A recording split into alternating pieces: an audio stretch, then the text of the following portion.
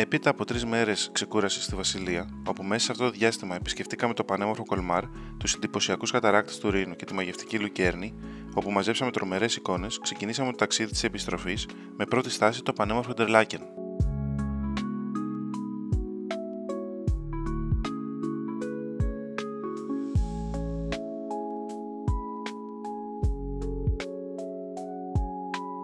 Το Ιντερλάκεν, μια μαγευτική πόλη που βρίσκεται ανάμεσα σε δύο από τις ομορφότερες λίμνες της Ελβετίας, τη λίμνη Τούν και Μπρίντς, είναι δημοφιλής τουριστικός προορισμός, γνωστός για την αλπική ομορφιά και ατμόσφαιρα και τις αμέτρητες δραστηριότητες που προσφέρει καλοκαίρι και χειμώνα.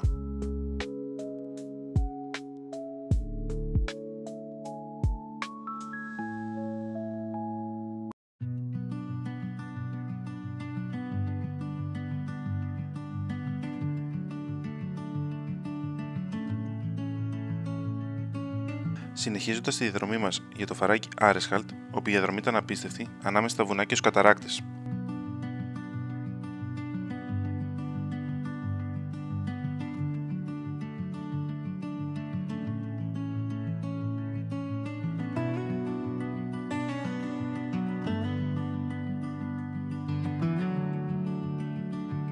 Ένα εντυπωσιακό σημείο της διαδρομής είναι το αεροδρόμιο της πολεμικής αεροπορίας, όπου μπορείς να το διασχίσεις για να δεις τον καταπληκτικό καταράκτη που βρισκόταν ακριβώς πίσω από το αεροδρόμιο.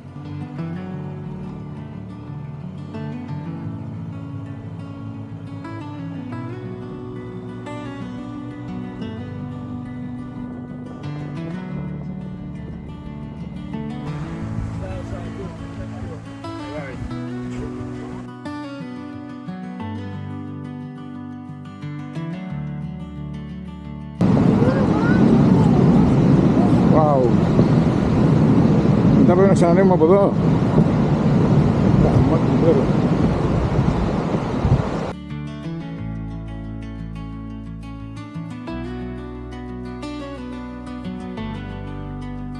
Το φαράκι Άρε είναι μαγευτικό. Η διάσχεσή του γίνεται από μια πολύ καλή και εύκολη διαδρομή, διάρκεια 45 λεπτών περίπου, η οποία είναι προσβάσιμη ακόμα και για άτομα με αναπηρικά αμαξίδια ή παιδικά καρότσια. Με μήκος 1.400 μέτρα και βάθος 200 μέτρα, προσφέρει μια καθελωτική εμπειρία ανάμεσα στους βράχους και στα νερά. Κατά μήκος διαδρομής υπάρχουν πινακίδες που προσφέρουν πληροφορίες για τη γεωλογία, την ιστορία και τη φυσική ομορφιά της περιοχής.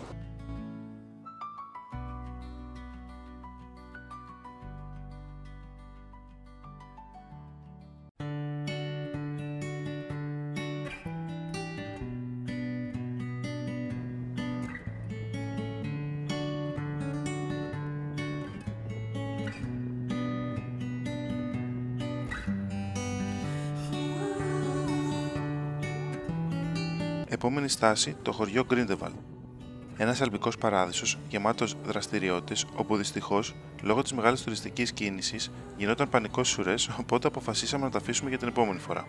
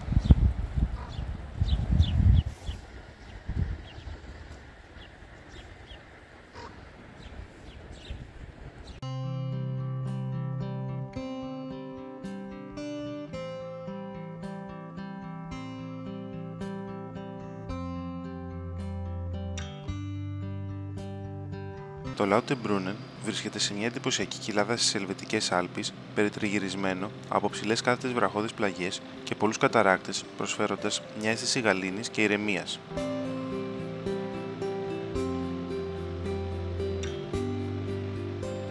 Η περιοχή είναι ιδιαίτερα γνωστή για το καταράκτη Staubach, έναν από τους ψηλότερους καταράκτες στην Ευρώπη, ύψους περίπου 300 μέτρων.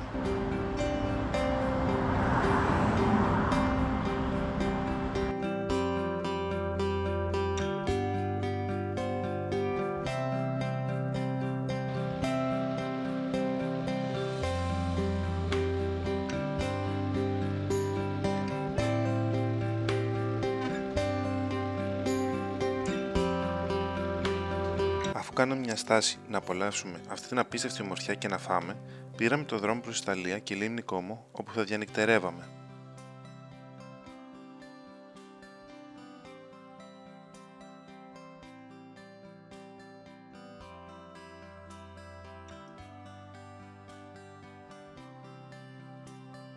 Ο καιρός όλη την ημέρα ήταν συννεφιασμένος, χωρίς βροχή.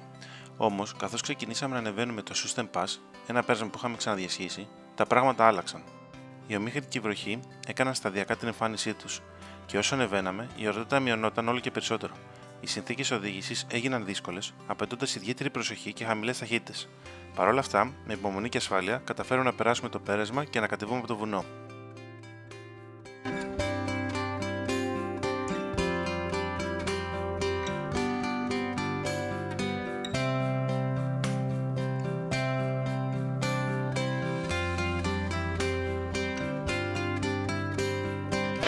Τι κάνουμε, ρε.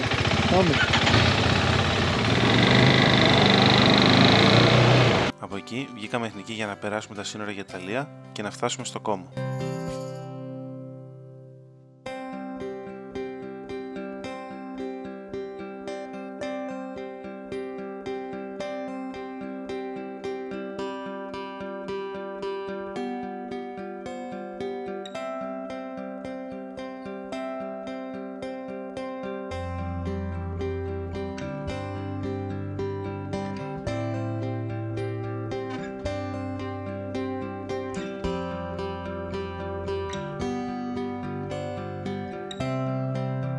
Σας ευχαριστώ πολύ που ήσασταν μαζί μου και σε αυτό το επεισόδιο. Θα το πούμε στο επόμενο.